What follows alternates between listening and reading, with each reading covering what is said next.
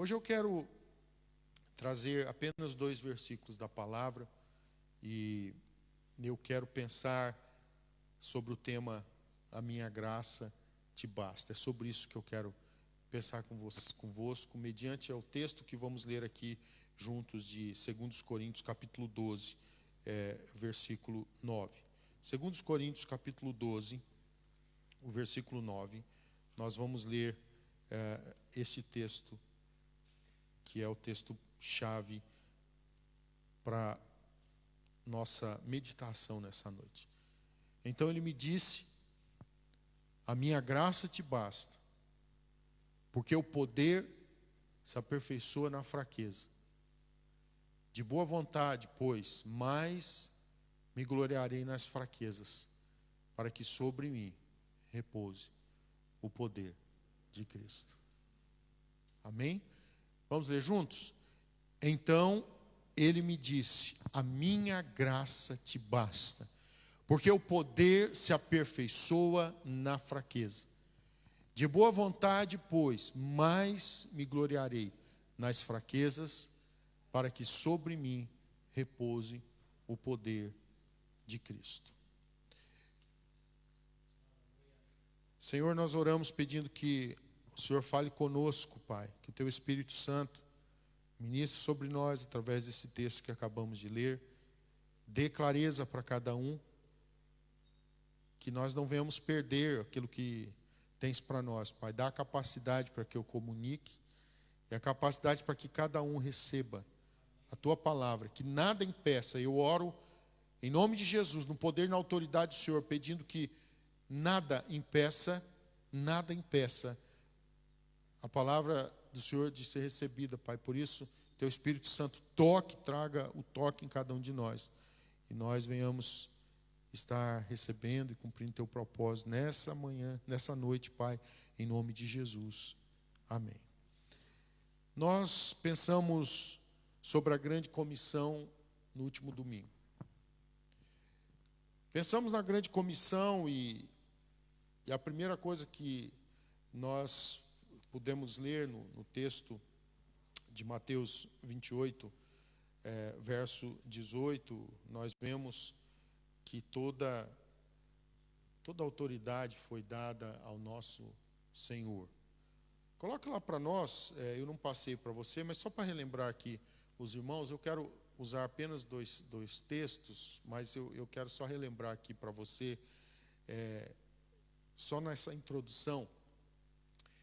Nós lemos 3 versículos aqui principais no domingo, pensando sobre a grande comissão.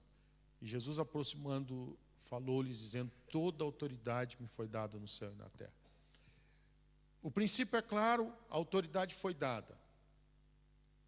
A autoridade foi dada a Jesus e a gente vê no versículo 19. E o versículo 19, o Senhor fala para irmos nesta autoridade. Na autoridade do Senhor, Ele fala: ide, portanto, e fazei discípulos. Então o Senhor nos convida ao trabalho do discipulado, de fazer discípulos. Aonde? Aonde? É claro, o ide do Senhor é em todas as nações.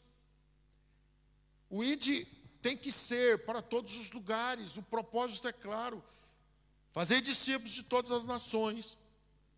E no processo de discipulado a gente precisa batizar. Porque o batismo é como uma aliança, um casamento. É como um casamento que a pessoa está declarando e falando assim: eu me decidi, realmente, eu quero Jesus. Eu estou confessando publicamente que eu me tornei um discípulo de Jesus. Então, nós batizamos em nome do Pai, do Filho e do Espírito Santo. E aí o versículo 20 vem falando para nós que nós não podemos parar no batismo. O processo do discipulado, ele tem que continuar. E essa continuidade do processo do discipulado nos faz, meu irmão, eu queria que você pensasse nisso, nos faz pagarmos um preço. Não tem nada a ver com salvação. Nós não pagamos pela salvação. Pela graça sois salvos. Isso não vem de vós, é dom de Deus. E aí vai. Eu sou salvo pela graça, pela fé. Eu tenho a fé em Cristo Jesus e eu sei que, graciosamente, Ele me salvou. Agora, Ele me chamou. Ele me comissionou, Ele falou, vai, Elias. Vai, faça discípulos. Ensine, batize e ensine as pessoas. A fazer o quê? A guardar todas as coisas que eu vos tenho ordenado. Eu queria que você pensasse nisto aqui, dentro do princípio. Eu estou aqui para falar sobre o processo de Paulo, quando Paulo então pega e fala, minha graça te basta. Eu queria que você pensasse nisso, que quando o Senhor fala para nós podemos ir no processo discipulado, ensinando as pessoas a guardar todas as coisas que o Senhor nos tem ordenado, nós temos um preço a pagar. Por favor, entenda isso, um preço. Certo? Fique com isto. O discipulado custa. E sabe o que ele custa? Tudo. Tudo. Ser discípulo de Jesus custa tudo. Nós temos que estar cientes do que queremos, irmãos. E sabe por que isso é importante? É importante porque às vezes está sendo oferecido um evangelho que não é o do nosso Senhor Jesus. Às vezes é oferecido um evangelho, preste atenção nisso, que não é o evangelho de nosso Senhor Jesus Cristo. É o evangelho segundo homens. E a Bíblia já falava que nos últimos dias apareceriam pessoas que pregariam segundo o desejo das pessoas. Que tem gente que tem comichão nos ouvidos. E aí apareceriam os falsos profetas. E os falsos profetas, eles se apresentam como profetas, mas eles não são profetas. Aí eles vão tentar trazer, não é tentar, eles trazem realmente uma mensagem aonde parece que tudo é fácil. E parece que você até vive de barganha, não é? Que tudo você compra, é só você dar X, e se você aumentar o X, não é? Esse não é o evangelho de nosso Senhor Jesus Cristo. O evangelho de nosso Senhor Jesus Cristo é assim, ó, de graça recebeste, de graças dai. De graça eu recebi, de graça eu dou. Agora, esse de graça eu dar, eu sei qual foi o que o meu Senhor pagou para me dar gratuitamente. Na verdade, a salvação é de graça, mas custou tudo para Ele. Você está entendendo? Você está entendendo que para que hoje eu fosse discípulo de Jesus, custou tudo para Ele? Amém, igreja?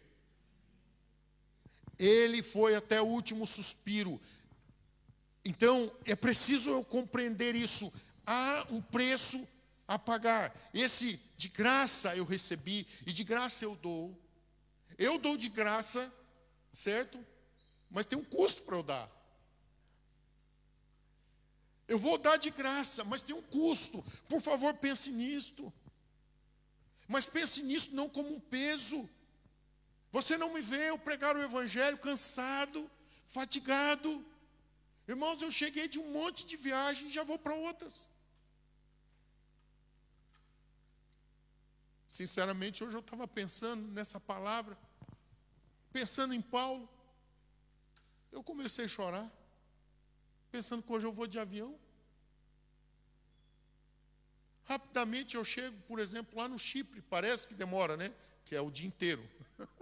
Sair daqui e chegar lá é praticamente o dia todo, contando ainda com, né, as mudanças, às vezes, de aeroporto, com fuso horário e tal. Você gasta, às vezes, quase que o dia todo para sair daqui e chegar no Chipre, por exemplo. Mas fique imaginando Paulo. Hoje nós vivemos a modernidade, a super tecnologia em tudo. Hoje eu me comunico com os irmãos lá do Chipre e falo, olha, a gente está preparando, é claro, eu estou indo para lá e estou preparando com eles as reuniões. Era assim na época de Paulo? Não. E às vezes a gente fala assim, é tão difícil. Não é nada. É só a gente olhar para o Evangelho e ver as pessoas que deram tudo de graça. O que Paulo fez, de graça. Então eu queria que você tomasse sentido nessa noite que há um preço para que eu dê de graça. O evangelho é um preço que eu tenho que pagar. Eu preciso te dizer isso. O preço do discipulado é tudo. Eu tenho que ter esse entendimento. O discipulado me custa tudo. Foi assim com o meu mestre também. O meu mestre, para me fazer um discípulo dele, para me dar essa autoridade para eu então fazer mais discípulos aí, ele deu tudo. Para minha salvação, ele deu tudo. E ele me deu de graça. Para mim é de graça, mas custou tudo para ele. Estão me entendendo, por favor? Está claro? Ou seja, é de graça, mas o que custou para Jesus? Tudo. Agora eu preciso ter a compreensão que o discipulado vai me custar tudo. Por que eu falo isso? O que Jesus diz? Quem quer vir após mim? Quem quer vir após mim? Quem quer ser discípulo meu? Negue-se a si mesmo. Negar a si mesmo. Tome a sua cruz. Diariamente. E siga-me. Esse é o convite de Jesus para nós. Negação. E agora então é seguir o processo. Seguir o propósito dele. Então, para voltar para o texto, mas antes ainda no versículo 20, o Senhor Jesus, ele continua e ele fala assim, olha, você precisa fazer discípulos ensinando-os a guardar todas as coisas que eu vos tenho ordenado. Só que ele falou assim, ó, vai custar tudo, mas eu estou com vocês. Vai custar tudo, mas eis que eu estou convosco todos os dias até a consumação do século. Agora eu quero voltar para o texto que lemos inicialmente. A minha graça te basta. Por que eu trago esse tema? O que Deus tem colocado no meu coração hoje é pensando no ministério de Paulo. Pensando no homem, humanamente falando, para mim, que é o maior exemplo de desenvoltura missionária no ID, não tem como Paulo.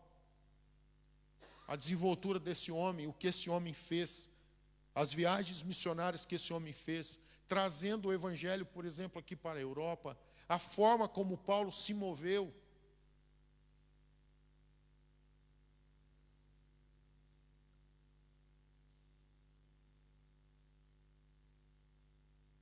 Que homem, que testemunho, que compromisso.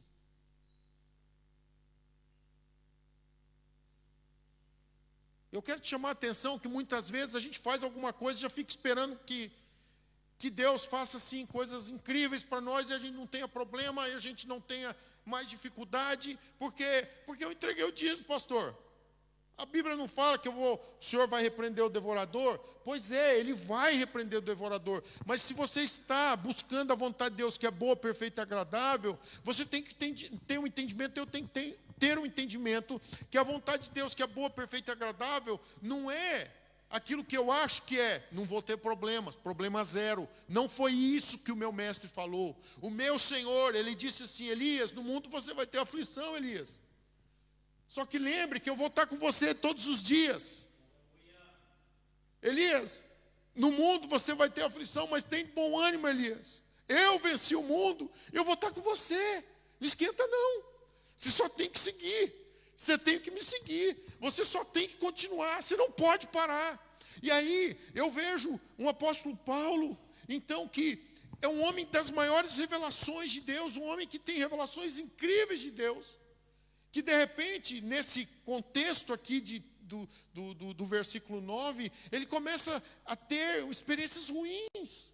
A Bíblia mostra que ele tem um espinho na carne, e não dá para saber o que é. Volte para o verso 7 aí para nós desse texto, e nesse versículo 7, nós vamos perceber, e a palavra fala que para que ele não se ensoberbecesse com a grandeza das revelações, ele entende que Deus deu o espinho na carne, foi-me posto, Deus deixou que houvesse esse espinho na carne, né? Deus deixou, a gente não sabe exatamente o que era, ok? Mas é certo que é uma permissão de Deus, isso é claro.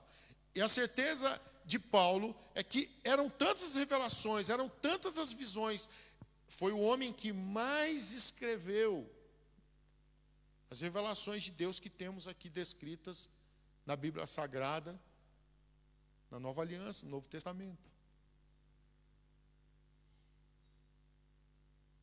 Se fosse na época de hoje aí, acho que ele ia ter títulos e mais títulos. Aí ele pega e recebe um espinho na carne. Foi colocado um espinho na carne. Ele disse, ele fala, olha, é um mensageiro de Satanás para me esbofetear. E ele entende que aquilo lá era para que ele não se exaltasse. Aí o verso 8 mostra que ele pede ao Senhor, ele ora e fala, Senhor, afasta de mim. Presta atenção nisso, por favor. Há muitas vezes que nós chegamos para Deus e falamos, Deus, por favor, me conceda tal coisa, ou me tire tal coisa. Aqui nesse texto nós vamos ver com clareza que há uma resposta de Deus. Claro que há. A gente já vai ver, já lemos. Mas entenda isso.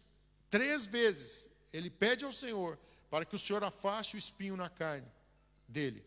E aí o versículo 9, olha o que o versículo 9. O Senhor responde ou não responde a Paulo? Responde ou não responde? Responde, mas responde favorável? Não. Responde o que ele queria ouvir? Não. O que ele queria ouvir, irmãos? Claro, Paulo. Você? O que você faz na minha obra, Paulo? Eu queria que você, por favor, hoje, eu entendo que essa palavra há algo muito claro que Deus quer fazer aqui com a gente.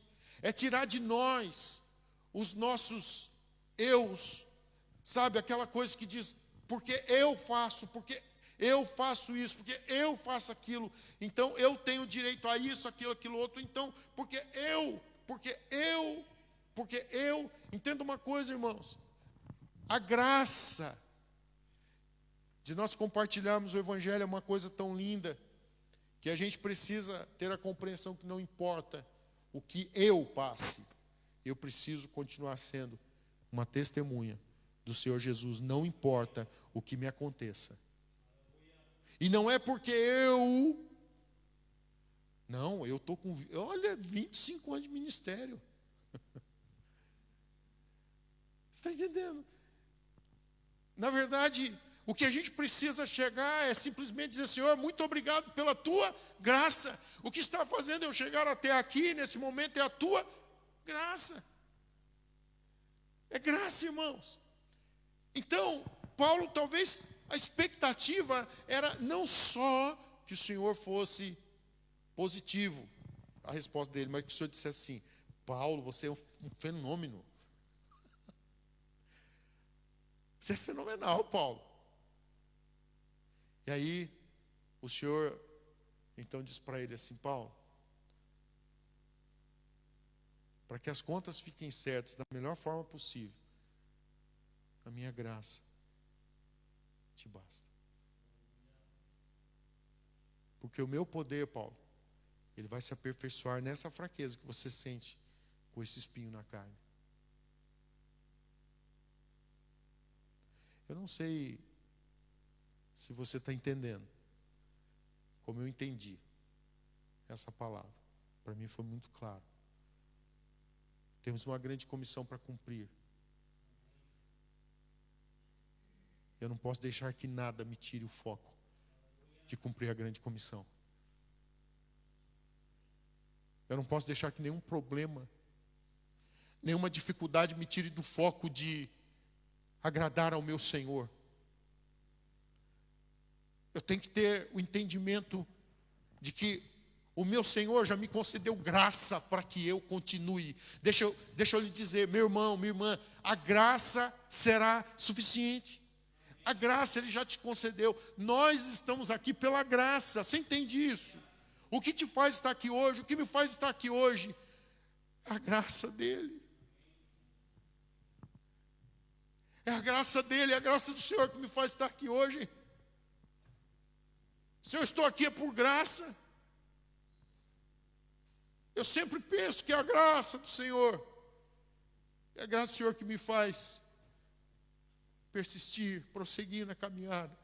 É a graça do Senhor que me dá hoje a capacidade de estar vivo, de estar aqui ministrando a palavra, de estar servindo Ele. É a graça dEle, é a graça dEle sobre a minha vida. Meu irmão, é a graça dEle, porque se fosse pelos meus esforços, eu não teria conseguido. Mas a graça dEle está sobre a minha vida, porque muitas vezes eu me esforcei e eu falhei. Eu não sei se já aconteceu com você também. Mas muitas vezes eu me esforcei, muitas vezes eu me esforço e acabo falhando. Aí vem a graça dele sobre a minha vida, mais uma vez. E a graça dele vem e faz o que for necessário, faz o que for preciso, para que eu esteja cumprindo o propósito. Então deixa eu dizer para você, por favor, não deixe que nada seja uma desculpa para que você não cumpra a grande comissão. Eu fico pensando realmente em Paulo, homem das grandes revelações, homem de poder, autoridade, homem que estava diante das autoridades e não temia. E não é o que ele estava passando, não é o que passamos hoje não, irmãos. Ele enfrentava tudo e todos e na realidade, ele próprio, antes de ter um encontro com o Senhor, ele próprio fez parte da perseguição aos cristãos. E é óbvio que ele passou a ser perseguido. É óbvio que ele tinha as ameaças de morte. É óbvio que ele estava constantemente ameaçado de morte. Aliás, não é? Deus o livrou tantas e tantas vezes. Mas eu fico imaginando que esse homem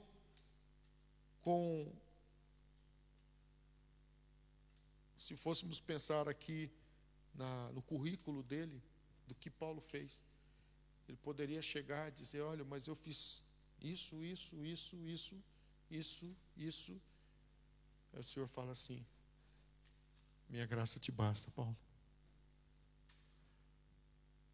Deixa o Espírito Santo ministrar o seu coração nessa noite. Se talvez alguma coisa quer trazer para você aquele sentimento assim, eu já fiz tanta coisa. Eu não mereço passar esse problema, essa dificuldade. Eu não mereço. Por que eu estou passando por isso, por aquilo? Eu te dou um conselho nessa noite. Pega essa palavra, por favor. Escute o Senhor falando para você, filho, filha, minha graça te basta. Vá em frente. A minha graça é suficiente. Deixa Deus ministrar o seu coração nessa noite. Sabe, a graça realmente é incrível. E é evidente que às vezes a gente pensa na graça só numa coisa boa, né? Não é isso? A graça a gente já pensa. É porque a graça de Deus, a bondade de Deus é incrível, né? A gente pensa na bondade, mas às vezes a graça, como no sentido de Paulo, ela parece que funciona no modo inverso de dizer assim, Paulo, pega aí. Pega o espinho na carne e vai em frente, a minha graça te basta. Você está entendendo, irmãos? É importante a gente pensar nisso, porque às vezes a gente pensa na graça e já pensa logo, né? Eu vou ter algo a mais. Mas às vezes é um problema a mais que você vai ter e o Senhor fala assim, continua, minha graça é suficiente para você. Vai em frente. Não pare. Então, é interessante isso. Mas a graça do Senhor, ela funciona também, às vezes, para dizer assim, olha, é isso aí mesmo. O problema você vai ter que continuar com ele, porque eu tenho um propósito nisso. Nesse caso, Paulo, eu tenho um propósito para que o meu poder venha se aperfeiçoar na sua fraqueza. E então ele fala de boa vontade, pois mais me gloriarei nas fraquezas, para que sobre mim repouse o poder de Cristo. Quando você estiver sentindo suas fraquezas, lembre-se que é um momento chave para que haja talvez uma viragem e você veja o poder de Deus se manifestando na sua vida. Então, glorifique a Deus e continue. Está se sentindo fraco? Vai em frente. Está sentindo aí a sua humanidade? Então saiba que isso é um sinal positivo, porque o poder de Deus está prontinho para entrar aí na sua fraqueza, aperfeiçoando sua fraqueza, e Ele vai te aperfeiçoar, fazer o que for necessário para que você continue. Então, eu quero concluir essa palavra realmente pensando que eu sei que nós esperamos coisas boas de Deus, eu preciso esperar coisas boas de Deus. Mas, por favor, entenda que Deus sabe o porquê de tudo. E às vezes Ele vai dar para nós dias nublados, embora Ele saiba que nós gostemos mesmo é do sol, sim ou não? Mas às vezes Ele vai deixar que você passe por dias nublados. Mas Ele fala assim: continue. Eu estou te dando minha graça para você suportar esse momento difícil. E aí eu fiquei pensando hoje, imaginando, lendo Atos 20, verso 24, eu fiquei imaginando Paulo. Quando ele pega, ele fala: porém, em nada considero a vida preciosa para mim mesmo, contanto que complete a minha carreira e o ministério que recebi do Senhor Jesus para testemunhar o evangelho da graça de Deus. Eu fiquei imaginando esse homem com tanta coisa, tendo feito tanto para o Senhor, mas tendo um espinho na carne, algo que o atrapalhava, e que o Senhor falou: continue, Paulo, minha graça te é suficiente, vá em frente, meu poder se aperfeiçoa na fraqueza. E eu fico imaginando ele passando problemas, passando dificuldades, falando assim: eu em nada considero a vida preciosa para mim mesmo, eu quero completar a minha carreira, eu quero completar o ministério que recebi do Senhor Jesus para testemunhar o evangelho da graça de Deus. Irmãos, que graça! Que graça, por favor, entenda isso. A grande comissão é algo lindo, é maravilhoso. É eu poder derramar vida eterna, derramar o amor eterno, derramar a reconciliação dos homens com Deus, dos homens com o Pai, do Filho com o Pai. É derramar, meu irmão, graça, é derramar perdão. Irmão, entenda isso, por favor. Pregar o Evangelho é pregar o Evangelho da graça de Deus. Que privilégio. Por favor, não deixe o desânimo fazer com que você fique parado enquanto temos uma obra inacabada e temos uma grande comissão para responder. Não deixe o seu problema te abater, não. Pense em Paulo. Pense em Paulo já com a idade batendo. Algumas coisas já não estavam tão bem com ele. Já foi tanta caminhada, já foi tanto açoite, tanta prisão. Fica pensando nisso. Foram tantos percalços na caminhada, foram tantos problemas. E eu queria nessa conclusão que você imaginasse aquele velho Paulo percorrendo as estradas de Roma, não como a gente percorre agora, né? Todas